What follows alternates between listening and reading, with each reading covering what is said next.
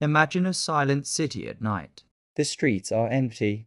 The light of lanterns reflects in puddles and somewhere in an old building. Amongst the walls, dim candles are burning. Behind a heavy wooden door, which does not open to random guests, people in dark suits gather. They sit in a circle with strange symbols between them. One raises a glass, another reads an ancient text. These people call each other brothers. They are Masons. Who are they really? A secret society influencing politics and the history of the world, or simply a club for those seeking meaning in symbols and rituals? To understand them, we must travel centuries back. The very word Mason comes from the English word meaning stonecutter. In the Middle Ages, Masons were special people. They built castles, cathedrals, and temples, structures that still impress us today. They possessed secret knowledge of architecture and construction. And they also had something else, their own codes and secret science. Over time, these professional guilds grew into something more. Philosophers, poets, and patrons of the arts began to join them. Freemasonry slowly transformed into a society that sought wisdom, spiritual growth, and hidden knowledge. And so began the legend of the Masons.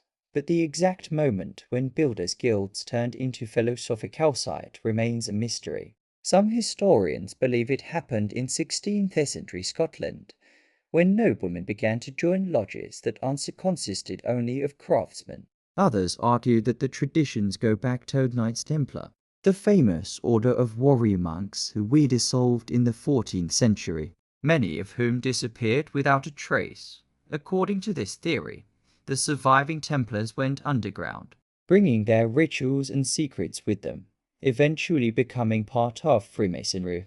True or not, this link between the Templars and Masons adds another layer of mystery. Symbols and rituals. Freemasonry is built on symbols. Their most famous emblem is the square-inch compass with the mysterious letter G in the middle. For outsiders, it is just a drawing.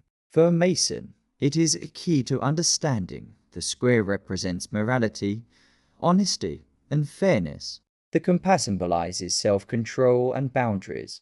And the letter G, some say it means God, others claim geometry, the sacred science of proportions and harmony. Either way, it stands for something higher than ordinary human understanding. Their world is filled with suns and moons, columns of ancient temples, and even the all-seeing eye, the famous eye of providence, each sickness a riddle, each ritual a drama full of allegories. The initiation of a Mason looks unusual.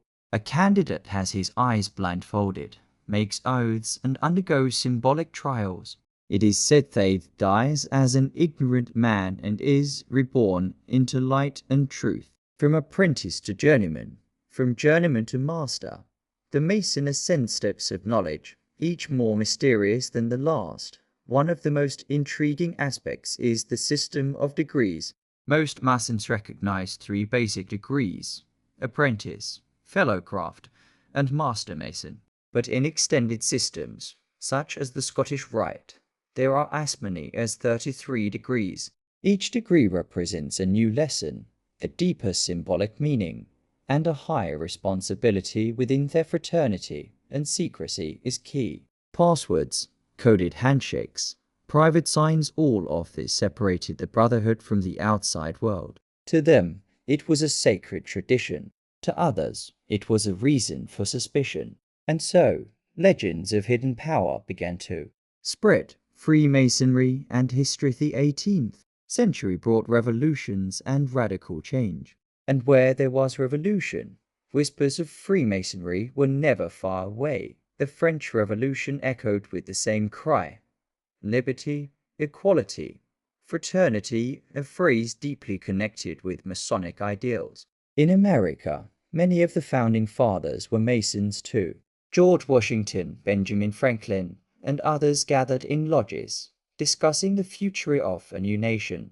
Even today, the US dollar carries symbols that many connect with Freemasonry: the pyramid, the all-seeing eye, and mysterious Latin mottos. But influence is not limited to those 2 nations.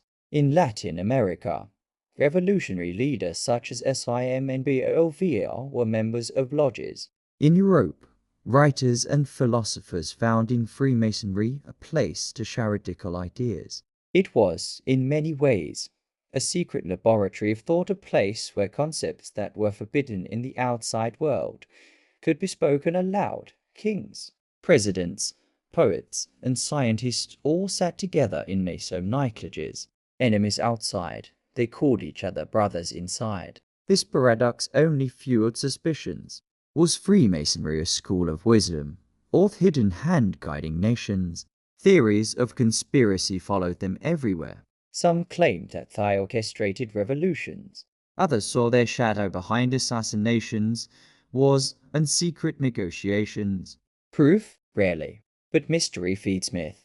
And the myth of Freemasonry grew larger with every century. Of course, not all governments welcomed them. The Catholic Church condemned Freemasonry in the 18th century.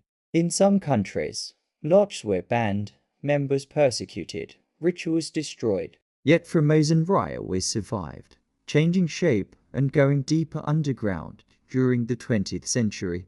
Totalitarian regimes also persecuted Masons.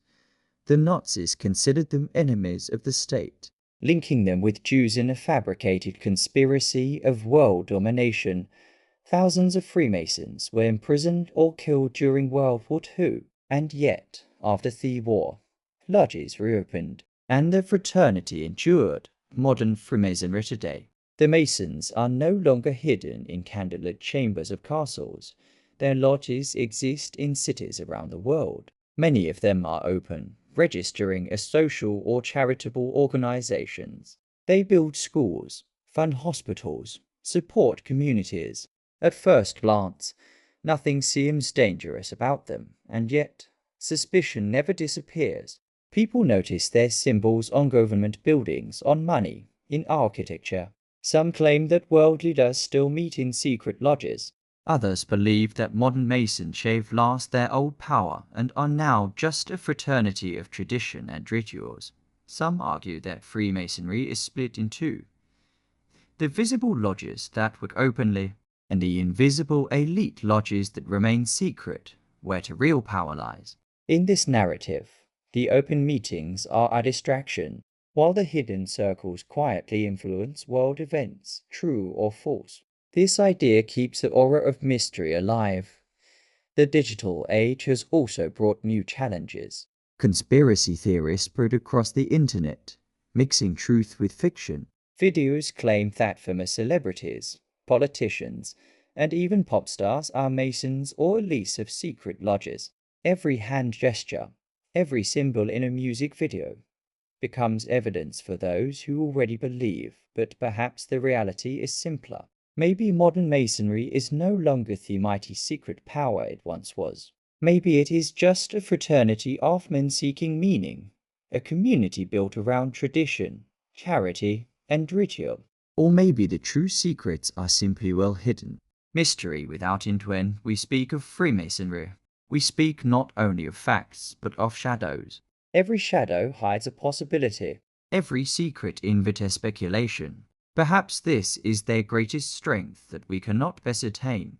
The unknown is always more powerful than the known, and so the image of the Mason remains the same through centuries, remaining a dark hall. Beneath the symbol of the square and compass, sworn Tosilence, bound to his brothers by oaths, and keeping secrets that few may never fully uncover. Imagine again that old building.